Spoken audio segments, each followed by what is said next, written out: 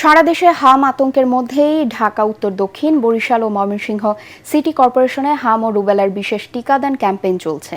আগামী 14 মে পর্যন্ত চলবে এ কার্যক্রম। দর্শক, রাজধানীর টিকাদান ক্যাম্পেইনের খবর রাখছেন সহকর্মী সাজ্জাদ জাহান। সরাসরি চলে যাচ্ছে তার কাছে। সাজ্জাদ, টিকা কার্যক্রম কেমন দেখছেন এবং অভিভাবকরা কি বলছেন?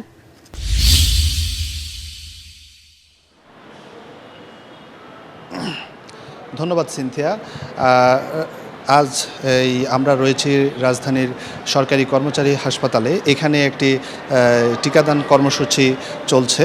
তো আপনি জানেন যে ধারাবাহিকভাবে হামের প্রকোপ বাড়ায় সরকার হামের টিকা দেওয়ার বিশেষ ক্যাম্পেইন চালু করেছে।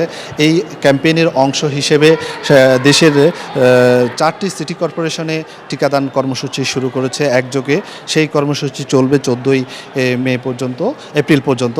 তো এইখানে আমরা যেটি দেখতে পাচ্ছি যে আজ সকাল থেকেই অনেকেই অভিভাবকরা শিশুদের নিয়ে এসেছেন টিকা দেওয়াতে, হামের বিশেষ ক্যাম্পেইনে টিকা নেওয়ার জন্য। তবে এখন বেলা গড়ার সাথে সাথে উপস্থিতি অনেকটা কম দেখতে পাচ্ছি আমরা। তো আপনাকে আর একটু বলে রাখি যে এই যারা 6 মাস থেকে 5 বছর বয়সী শিশু যারা টিকা সংকট বা নানান সমস্যার কারণে হয়তো টিকা দিতে পারেনি, তারাই এই ক্যাম্পেইনে টিকা নিচ্ছেন। এবং কি এছাড়াও যারা পূর্বে 2টি টিকা পেয়েছেন তারাও এই ক্যাম্পেইনে টিকা নিচ্ছেন। তো আমরা সকাল থেকে বিভিন্ন টিকাদান কেন্দ্রে ঘুরে এসেছি। সেখানে যেটি দেখতে পেয়েছি, অভিভাবকদের সাথে কথা বলেছি, তারা এই টিকাদান কর্মসূচিতে টিকা দিতে পেরে স্বস্তি প্রকাশ করেছেন। যেহেতু হামে শিশু মৃত্যুর সংখ্যা ব্যাপক হারে বাড়ছে।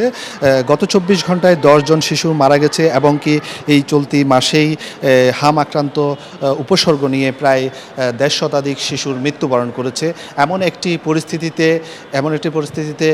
হামের টিকা দিতে পেরে অনেক অভিভাবক স্বস্তি প্রকাশ করেছে। তবে আমরা অনেকের সাথে কথা বলে যেটি জানতে পেরেছি যে তুলনামূলকভাবে প্রচারণা কম হওয়ার কারণে অনেকেই হয়তো জানতে পারছেন না কোথায় কোন কেন্দ্রে হামের টিকা পাবেন, তারা কখন থেকে কখন নাগাদ পাবেন। এই বিষয়গুলো আরও ব্যাপক প্রচারণা চললে হয়তো